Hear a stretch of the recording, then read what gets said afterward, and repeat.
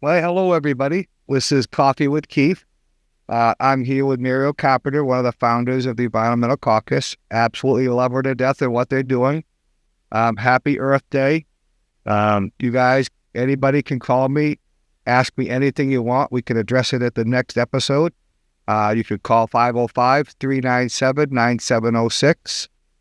Right now, I have Muriel here with me, and we're going to talk a little bit about Earth Day, what I did, the things that she's working on, and what we're doing. So today, Muriel, I was up in my chapter. I live up on the Indian Reservation, just south of Gallup, Bread Springs, and we cleaned up the sides of the road. I think we probably covered, I don't know, 15, 20 miles worth of roadway, and dumpster after dumpster full, my trailer. Yep. Yep. I remember that old slogan, toss no mouse. Remember that? Toss no mouse. But we're still tossing, so it's not working too good. It's endless. Yes, we need to come up with a solution to how to fix this. I know some of the issues on the reservations is that first you have to travel 10, 15, 20 miles just to get to where they can throw the trash away. Then when they get there, they're getting charged for a bag. And a lot of people, they can't afford that. Or some of these chapters, just their median household income, some areas are under 10,000, 11, 12,000. And it's just, it's shameful. And like, Really done. Well, I'd love to see some way to help out in that area. It's just, and it's their grazing land. It's, I live in a heavily environmental area where a lot of elk come, a lot of wildlife, really. But it's also all ranching, horsing, and horses, and so. But that's what I did for today. But could you tell people a little bit more about the Environmental Caucus and the things that we plan on doing when I'm elected? Because I'm going to come help you. That's for sure. Oh, well, we want to help you too. But, it's all, we have to work together on things. My ward, we have these little wards in Albuquerque. They're not that big because we have quite a few of them, but, and they have precincts in them. And so I was involved with my ward, which was at that time 17, but now everything's redistricted. Now it's 15. And we were saying at one point, we want to do something to really make a difference in this area. We don't just want to get together and flag about things and not do anything. So we started to talk to people about community solar, which is a way that is still advancing, but it has a long way to go, where people who are renters or don't have a big roof or can't afford to get panels on their own can just work together for a community kind of a thing and have these panels that they work on together, that they share in the cost in. Right. And so community solar was talked a lot about among different representatives. I'm sure you'll meet them when you're in the State House. And so we decided, you know what? Let's just start a caucus inside the Democratic Party. There's a lot of great organizations that work on environment. Sierra Club, Conservation Vote, all these really good organizations.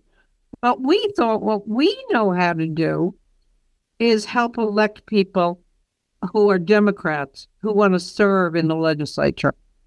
So we figured out we want to get to the point where we can actually help them get elected if they're supporting environmental justice.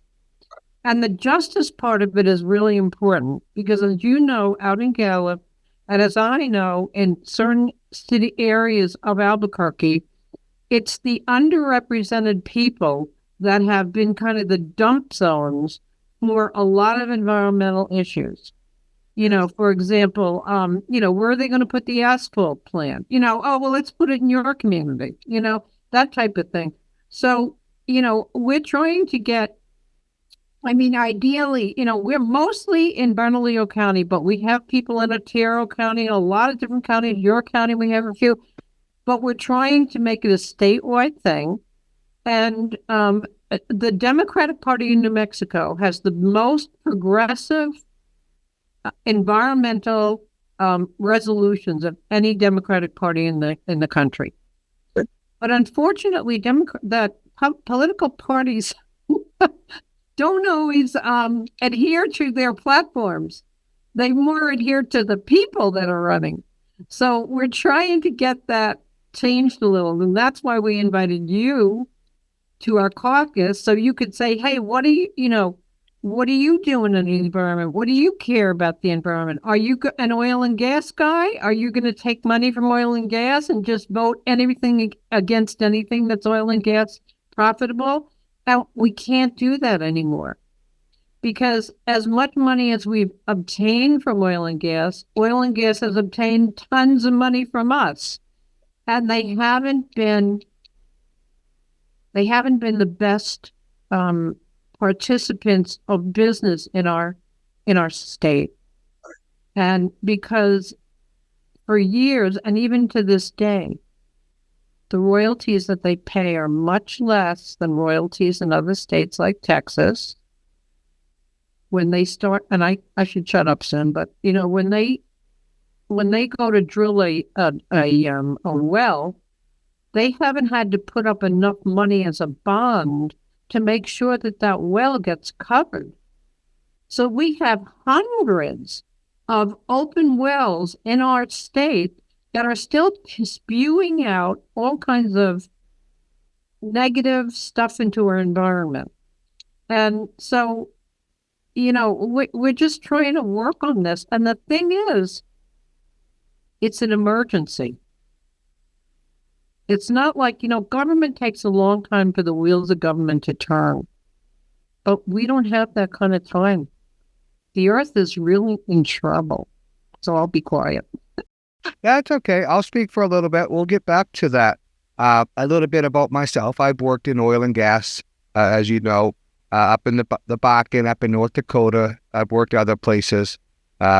And one thing that's happening in our community here is an entire city got shut down. Jamestown, where the refinery used to be Western. Now it got bought out by Marathon Oil. Marathon Oil ran it for a little bit. Now they abandoned it. There you go. Cut. So, and now we have another toxic site, in addition to our uranium mines, in addition to all the coal mines, in addition, it's just one thing after another. And there's no exit strategy. We still have a Fort Wingate never got cleaned up, but there's never an exit strategy when these companies decide to belly up or just leave. We have, but it's not just the facility, it's the miles and miles and miles of pipelines that they have easements to that just sit there and rot. And there's never anything done about it. And they have made enough profit to be able to take care of that if up front the legislature has them provide, bonding money that will do that. Because their way of operating has always been, we're going to, keep this oil well while it's producing a lot. Then when it's not producing as much, we're going to sell it to a little company that has no assets. So there's nobody to sue. And we're stuck. The taxpayers are stuck with this. The little children are stuck with it as they stand and their asthma goes up, as these gasoline flares are near their schools. And, it's a toxic situation for us. And you're right. We have to depend on the government to do something with this. Now I know anything that we do is going, whether we pass legislation, anything that we do, it's going to be an extra cost. We have to do it a little bit safer. And the one on the end that'll end up paying would be the consumer, because they just pass it on to us. However, but I'd rather do that and have a safer environment than what we're getting right now. Let's face it, Keith, the profits they are making are astronomical. I mean, and they're still getting kickbacks from the federal government in the millions of dollars. We are just we're being screwed over.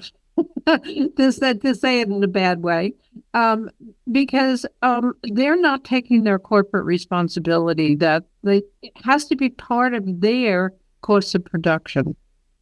You know, it's hard for me to feel bad for them when they've got these billionaires walking around, and none of us have that kind of money. Here's the thing. Alaska produces oil. Every year, a citizen in Alaska gets a payout from the oil companies. We're the second largest oil producing state in the country. How come we're so poor? Why are we so poor? If we're not the poorest state, we're right down there. And we have this oil production. It's not right. We're not getting the benefit from this. Yeah. Yeah, you're right. As far as why are we the poorest, I'm not going to go down that for today on Earth Day, but I think that's another topic. We could invite a different candidate and someone else to talk to about that. Now, outside of the oil and gas, which is a huge issue environmentally right now in my community, because they do have some benefits for economic reasons, and everybody needs it. A lot of things are produced with it, but it can be done safer. Some of the things I noticed, it's really important to us here, not just here in my district in New Mexico, is the water. It takes water to do the drilling. It takes water to do the fracking. And what I saw in North Dakota was ponds and lakes get dried up because they suck it right out, which affects the wildlife. And I don't know all the logistics of water here in New Mexico, but I understand. I've been down there in the patch, and I work down there at the whip, and I see what goes on down there. And I look around, it could be done a little bit better. I think New Mexico does a lot better job with the flaring. I know it looks like it compared to up in North Dakota when they first started the flaring. Whenever you open up a new well, you better keep a flaring off. But I think New Mexico does do a little bit better job. But I think you could still do better. There's a lot of waste. When you have all that flaring, you have a lot of wasted gas. That's just gas just getting wasted. If you could just plan ahead, get the pipes in the ground, get the easements in the ground, get things done prior to the drilling, because if not, you're just going to have to flare a lot of things off. But it's a rush, get that oil out, waste the gas, and it just goes off into the atmosphere. Yeah, and I think an unfortunate part of this whole thing was, and I believe it was Esso, I don't mean to, I was watching a special on this on PBS, which I think is a pretty good, a source of information. Wow. And they had direct quotes from, these oil companies, and I'm pretty sure it was Exxon. In the 70s, they had the best laboratories anywhere, studying the effects of the warming that was happening because of increased greenhouse gases. They had the information back in the 70s. And they cut that down. They did not spread that. They cut it down, and whoever the CEO of that would not let that, go out. So, you've got companies that really could foresee the crisis that we're in right now. And we're in a crisis. I mean, if you look around New Mexico, fracking, for example, fracking apparently down in the, the southern oil producing regions around Koffee, they're having more earthquakes down there. We don't have enough. One of the things we don't have is enough people in the administrative part of the government to look over what's happening and make decisions and go down and check out where things are leaking and where the emissions are coming out and where the gas is coming. We need much stronger enforcement. Yeah, we need more oversight. In my opinion, we need a little bit more oversight from qualified people that have been in the industry for a long time. that care about the environment and not bought off by oil companies. Right. I mean, I hate to say this, but I mean, if you look at what Butte used to look like and what it looks like today, and, the fact, I mean, one of the things that's so sad for me is our forests are dying. We don't see them dying in front of us every day. But if you look at the trees, the cottonwoods along the rivers and everything, those little seeds can't germinate unless they're in water. They're going to die. The trees can't protect themselves. And, our environment is slowly changing, not so slow sometimes. And some of the people who know most about this are the Native people, because they have been stewards of their land for centuries, and they see the differences. When you wipe out an entire forest by these wildfires, it's they're not going to grow back with the same plants. Our entire, how you plant plants in your garden, you say, okay, I'm in zone 6 or something like that. Well, that's all changed now. If we used to be in zone 6, I'm now in zone 8. So I used to be able to plant, I can't anymore. And then we look down at those, the people growing our wonderful green chili. They need snowpacks to melt at certain times during the year in order to irrigate their fields. It's not happening. The timing is way off. We don't have as large snowpacks.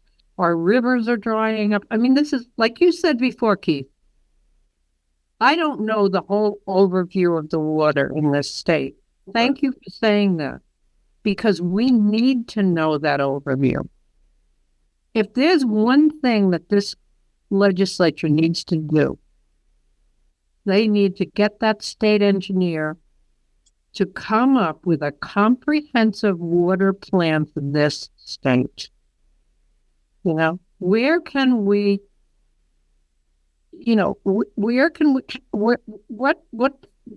how does our farming economics have to change maybe?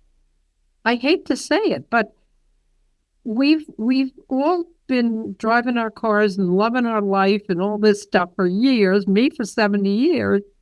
And unfortunately, we've been screwing up the environment, not knowing it. Yeah, we just need to come together, and we need to do it a little bit better. I know many different ways we could improve on, just from having worked in the industry. We're going to have to work with them. It was not going to go away any time. So, and we all need oil and gas, and for many, many reasons. It's just it can be done a little bit safely. It might cost them a little extra. If I have to pay the 5 cents on a gallon, we have to do the math too. I hope you don't, Keith, because maybe you're probably pay right. more taxes than they do. I mean, you're probably right. Yeah, there's a real imbalance here. I mean, when I was a kid, we never even used the word billion. Okay, that was the sun's only 193 million miles away. Theirs from these oil companies. Something's wrong. And I wish the young people would see this.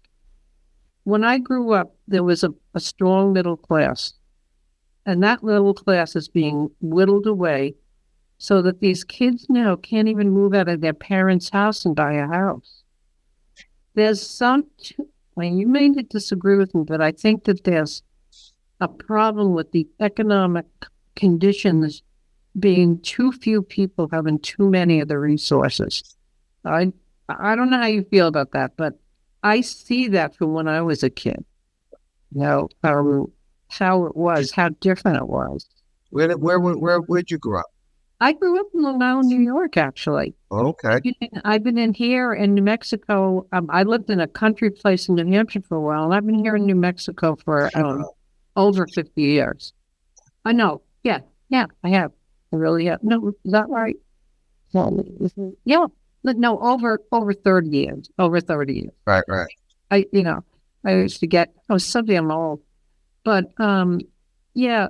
Um, but a water plan would be great. I don't know how you could do this, Keith, but I wish our Democrats in Congress, or maybe everybody, but at least the Democrats, could get together and look at the different things together and say, okay, we got a gun problem here, we have a criminal problem here, we have a health problem here, we have an education problem here, we have an environmental problem.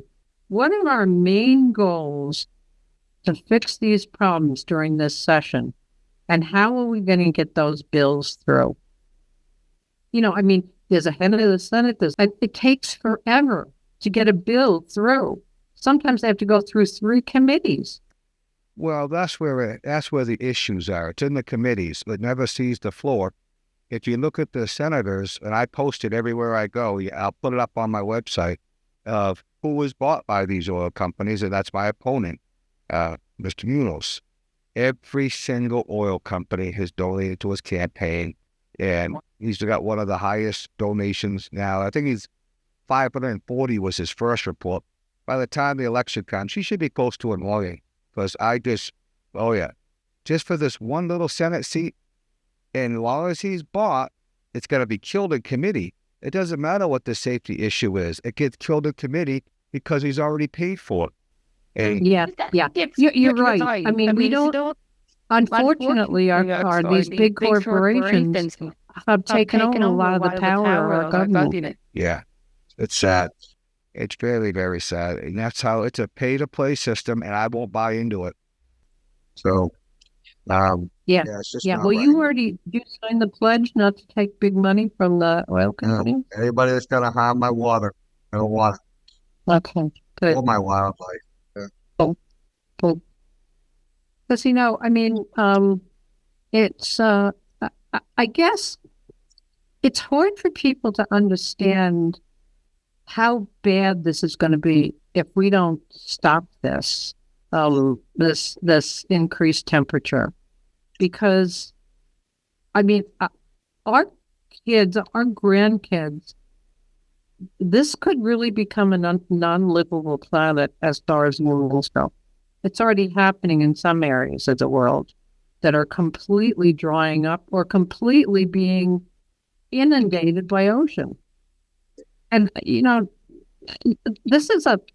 it's a beautiful system of nature that has nurtured us as humans and many other animals and plants for thousands of years. And now, we're destroying it. And once you destroy it, it doesn't come back. Right. It doesn't. And my friend lives one of my friends lives on the coast in Massachusetts. And I don't know if you know, but they sell a lot of lobster rolls over there. I love it. I do. Lobster rolls. Okay. Not anymore. The lobsters have moved north because it's too hot now in Massachusetts. So now they can't sell lobster rolls. So now the crabs from down in Maryland, they're moving up. So they're going to get into the crab business. But she lives on an island off the coast. They can't even get over the bridge sometimes because the waves, the ocean's too high. They had a 10-inch rainstorm in Dubai the other day. That's in the middle of a desert.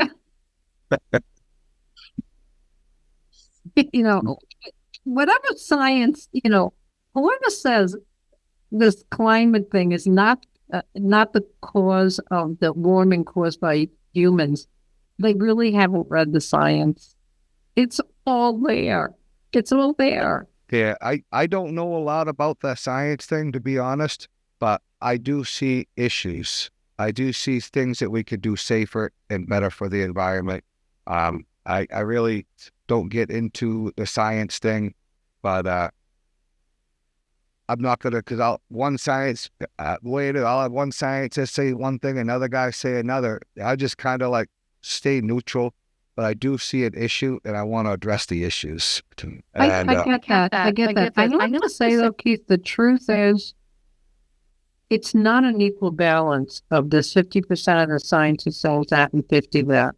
It's 99% saying this and 1% saying that. And, there's just experiment after experiment after experiment that this earth can't, it, you know, we can't handle these different increases. They don't sound like a lot, but even health-wise, our asthma rates are going way up. Our respiratory stuff is going way up. Older people have a lot of trouble with the heat. And in places like, I would think Gallup was one, Albuquerque is another, they have heat sections in those towns that are 2 and 3 degrees hotter than what they say the weather is for that day. Plus, have you noticed this? We always used to be in a desert where at night the temperature would drop. It doesn't do that a lot anymore. It doesn't drop. And that's supposed to be, I just heard this psychologist on the NPR the other day. That causes, believe it or not, a lot of increase in violence in people. So, I mean, I'm not, I'm not a scientist. And when I started doing this stuff, I knew nothing, very little about it. But I love the planet. Yeah. I love the wolves. I love the foxes. I love the little, our road runners. I love them. Right. I don't want them to suffer, and they can't help themselves. Yeah, we'll do it together. I see lots of issues around here. This past weekend, I was in one of the washes where our water goes through after a big heavy rainstorm. They just filled up with trash and homeless people living down in there. And we can't even use the runoff water because it's just all contaminated. You could have a retention pond. We could, collect a lot of things.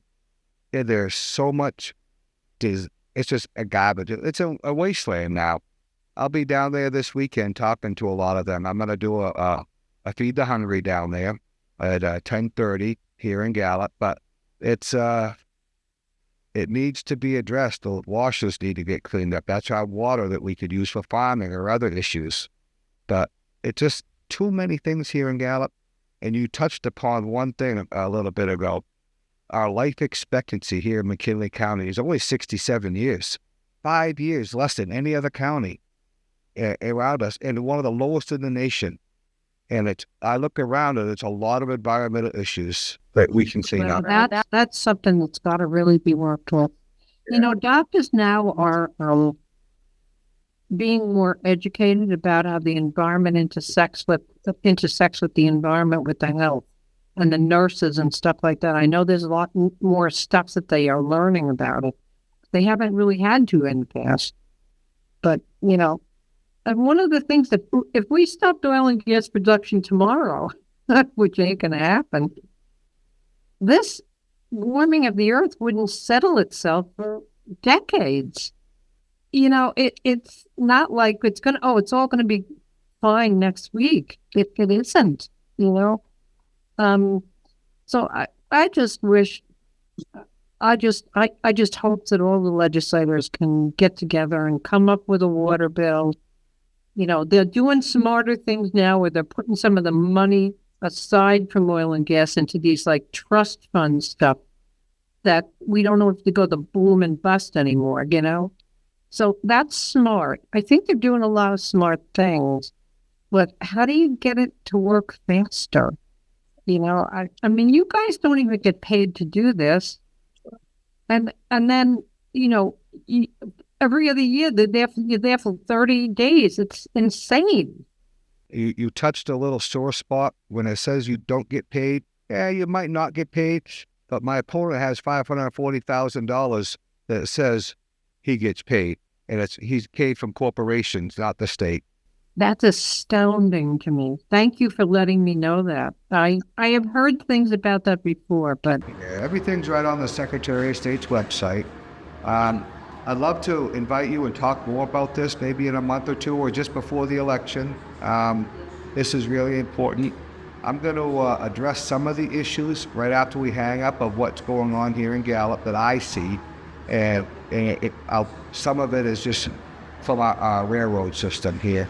I see coal ash not covered. I see coal trucks come right through the town all the time. That's a lot of dust. That's a lot of caustic ash. Dust, they say. I mean, in your area and in Carlsbad, the dust from the trucks is unbelievable. I mean, it's almost making people choke some of it because these oil trucks are 24/7 in and out of these places. And, somebody cleans off their kitchen table one day and the next day there's this much dust on it. But what I'd like to say to you, Keith, is I think your experience in the industry is very helpful. Yeah. Because you're not bought by the industry, but you understand a lot of what goes on. So you can talk intelligently about it. But thank you, I yes. think that's good. And who knows, maybe we can help you a little bit. I can't speak for the caucus because they haven't said, oh, we're going to support this guy or that guy. That's going to be a big decision by the members.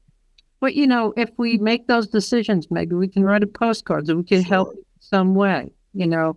So thank you for inviting me.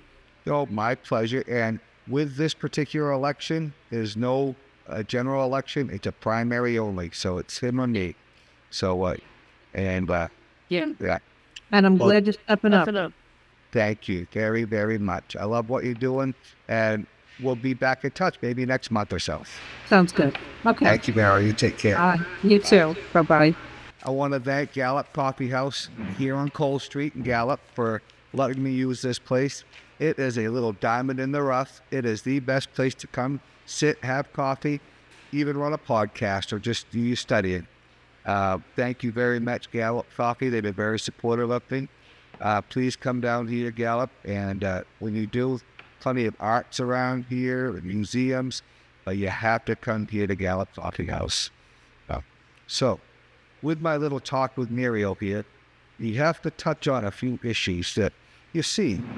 Some of them is, we all know, the homeless is down there in the wash. If it's not just the homeless is trash, they use it as a dumping site. I'll post some pictures on Facebook. Maybe we can get some more notice out there with a lot of social media.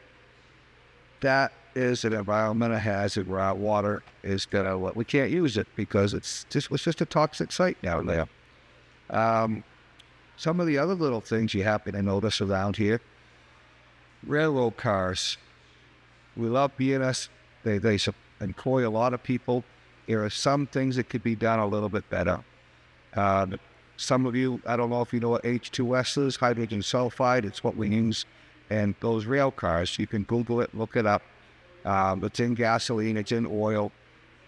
Please, it's a deadly gas that comes right out of the earth, and we watch out for it. BNSF, they do a great job here. They employ many, many people in our community, and we really, really need them. There are some areas down at the rail yard they can improve on environmentally. And just some small little things could make a big difference in the community. And it's just a lot of little small issues that end up keeping this community's life expectancy rate down. And I want to bring that life expectancy up. I want to improve the environment. I want to improve Gallup. And we're going to do this together. If there's other things that somebody may see, please reach out to me. You can call me at 505-397-9706, or you can email me at Keith, Keith, at pillarforstatecenter.com. I want to thank you all for coming and watching this podcast. Please feel free to reach out to me anytime. And I want to give a big shout out to Carlos and Caleb, my cameramen right behind me. And you've been very patient with me and helping me through this. Thank you, guys, and we'll see you all next week. Thanks.